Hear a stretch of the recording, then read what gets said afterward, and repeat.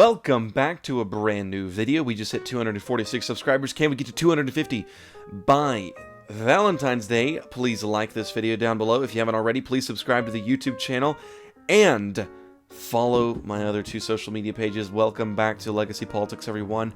We are here. I'm sorry I couldn't get a video in yesterday. My day just kind of ran up out of me, but if you haven't already, please follow my Twitter account at Legacy Politics and my Instagram account at Legacy Politics as well. That will get you some info about when and where new videos are coming out and whether or not they will be coming out on specific days. I was planning on having a video yesterday. My day just got away from me. I looked at it and I was like, 3 o'clock, good grief. If I try to record now, this won't be up till 10. Because it just takes forever to edit and it takes forever to, submit it to YouTube. But anyways, thank you so much for tuning in this morning. We're going to be talking a little bit about President Biden's first 2 weeks in office, what he's been doing or lack thereof. And then we're going to be talking about the impeachment investigation of former President Donald J. Trump. So let's get into it really quickly. Let's get into the executive orders. As you can see from this photo right here, pretty much all President Biden has been doing in current office. He's been in office for 14 days so far, and he's signed 28 executive orders so far in his presidency. 28 executive orders. And, the media was making it sound like former President Trump was a reckless president. He didn't care about the job. He just wanted to do what he wanted to do. He wanted to run the country how he wanted to do it. He didn't care about any congressional way of doing it. So I want to divert you to a number. 17. 17 executive orders were signed by President Donald J. Trump in 2017. 17. That's kind of funny. 17 in the full year. So that's averaging around, 12 months in a year, averaging about 1.4 per month, which I know is not logical, but, you get what I'm saying. Well, President Biden has actually signed 28 executive orders, not in the first month, not in the first 3 weeks, but in the first 14 days. 14 days of President Biden's administration has been signing executive orders, completely disregarding what it's laid out in the Constitution to go through the normal means of Congress to pass legislation that he wants to pass. It's fine for him to pass legislation. Just make sure the representatives of the people pass the right legislation, and we don't just pass what the president wants. That's why we have that's why we have the balance of power, so we can do this. Executive orders are reserved for the president, but they're not reserved for the president to mainly just pass legislation. Of course, this is where it leads when you have the power of the pen. This is exactly what a Republican representative said. She said, quote, "You can't govern with a pen and a phone," end quote. And that's exactly what President Biden has been doing. He's been governing with a pen and a phone. But I want to go through a few of these executive orders because we know we're not getting anything from Jen Psaki. I probably butchered that name in her press secretary conferences because every single time we ask a question, we get the same exact answer. I'll circle back if there's more I can share with you. But I'll circle back with you if there's more to convey. I'll have to just circle back with you. We can circle back with you. I'm happy to circle back with you. I can circle back. I will have to circle back on that one. That's an excellent question. Oh, such an important question. We will circle back. Yeah, just when you think it couldn't get any worse, we still get the same answer. We'll circle back with you. It's an interesting question, but we'll circle back. I'm happy to circle back, but I'll have to circle back with you on it. It's a good question, but we'll circle back with you on this today. We will certainly circle back with you more directly. I hate to disappoint you, but I will have to circle back. Man, you really miss Kayleigh McEnany in those instances, don't you? Man, you miss her. Well, let's go through a few of these since we know we're not getting anything from her. COVID-19. So the first thing that President Biden did was face masks on federal property. So this would include, national parks. This would include national monuments. This would include the Capitol, your state capitol, anything that's federally mandated or federally funded, excuse me. Now, for one thing, I think that most places like this already have mask mandates. Pretty much everywhere, like I said in my last video, has a mask mandate. So this isn't really any new things from President Biden. The next thing he did was September 30th. He extended federal student loans to September 30th, which I think was a good idea. I actually agree with this executive order. Good executive order, and it would probably taken forever to get through Congress, so I applaud him for doing that. And the next thing is the environment. First thing he did was get back into the Paris Climate Accords. That was his first executive order for the climate. The next thing he did was he's going to pass more executive orders to Wednesday, which is today. He's doing that around noon, so I'm recording this at around 10:30. So I did not have time to review the executive orders he's signing this morning. or this afternoon. Now, John Kerry, the climate change, executive person. I don't even know the correct term for him. Well, he actually went to Iceland the past day in a private jet. He went in a private jet to accept a climate award, and this reporter actually asked John Kerry. He said, "Well, would you agree? Do you think that this is the most the most environmental way to get somewhere?" And he said, "This is the only way I could get anywhere." Well, John, actually, that's not true. Private jets have been estimated to emit upwards of 40 times as much carbon per passenger as commercial flight. So, John Kerry, I don't know if there's a double standard, because there's always double standards within the Democratic Party, but obviously this isn't covered by the media. It's only covered by Fox News, which Fox News has actually been dropping in ratings. But just a very interesting thing that we're trying to combat climate change from this administration, and John Kerry is getting on private jets to go to Iceland to accept climate rewards. Now, the next thing that President Biden did in these executive orders was suspend deportations at the border. This is more of immigration. He halted border wall construction, there in turn eliminating jobs. He eliminated the Muslim ban.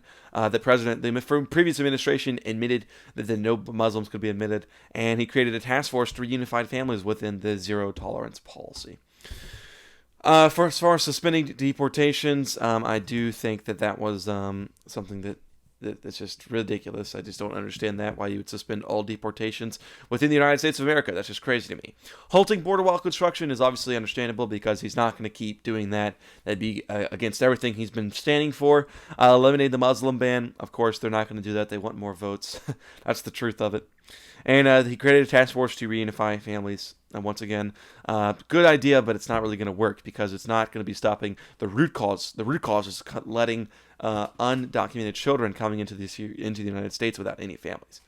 Now, the next thing he passed executive orders was equality.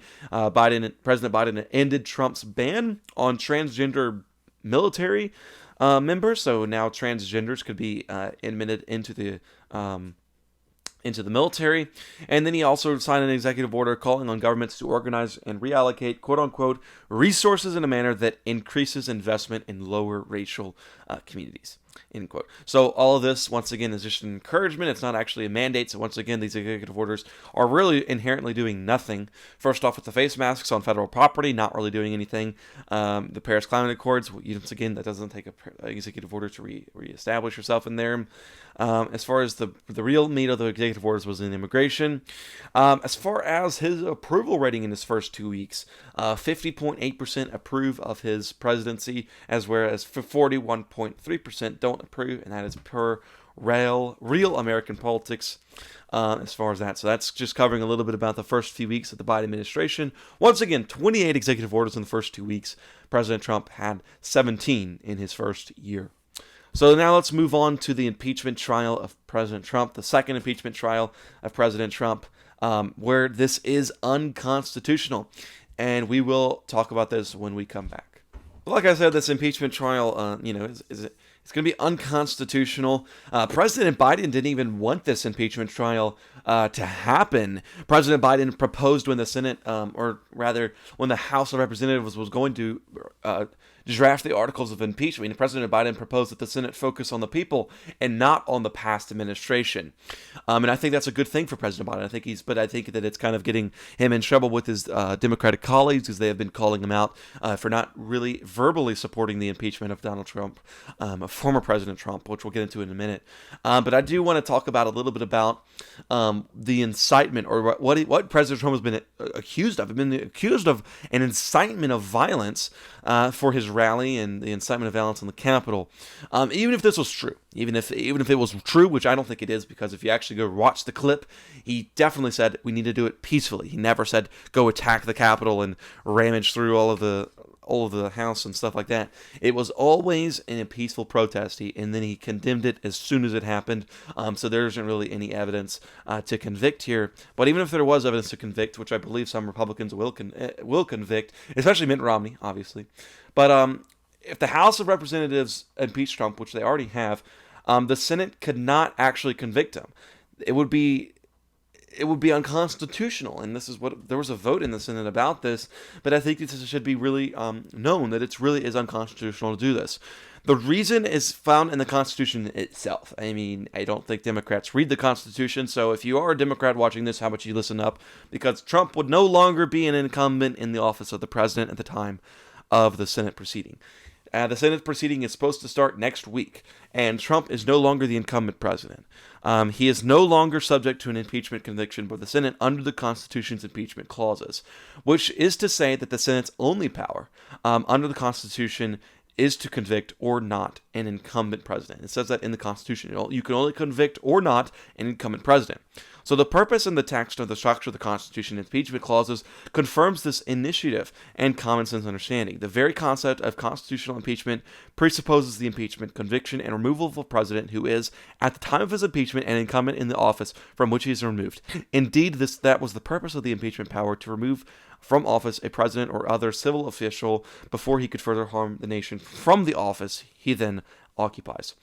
This is all from the New York Times article, by the way. That's why I'm reading it. And once again, former President Trump does not occupy any office, so he cannot be therefore convicted of being an incumbent president, because the only reason we have an impeachment is to further harm the nation from the office that the person that is being impeached occupies. And impeachment is just an indictment. It's not an actual conviction. It's just saying we want to look at the evidence. So we're saying when you convict them, they're saying, okay, so they're going to further harm the nation from the office. The plain text of the Constitution and several impeachment clauses confirms this understanding of this limit on Congress's impeachment article power. And once again, let's read from the actual Constitution, because I know the Democrats don't. Article 2, Section 4 says the President, the Vice President, and all other civil officers of the United States shall be removed from office on impeachment for and conviction of treason, bribery, and other high crimes and misdemeanors. Article 1, Section 3 says, judgment in cases of impeachment, notice, shall not extend further than to removal from office and disqualification to hold any office of honor, trust, or profit under the United States of America, end quote. So this is all from the actual Constitution. Once again, the judgment in cases of impeachment shall not extend further than to removal from the office. He's not being removed from the office if he is convicted. He's not being removed, so this therefore is unconstitutional. Now, the only people who can therefore deem this unconstitutional is the Supreme Court, and it's very unlikely that the Supreme Court would take up this case unless he was convicted, which I believe that he will not be convicted, and therefore this would be a moot argument. So guys, that's about it for this video. We talked a little bit about President Biden's administration, and then we talked about the impeachment trial. Thank you so much for tuning in. Next week we'll talk about GOP candidates for 2024, and we'll do a little mock election of 2024 that someone did request me to do, which I'll do next week. Thank you guys for tuning in. Legacy Politics, out.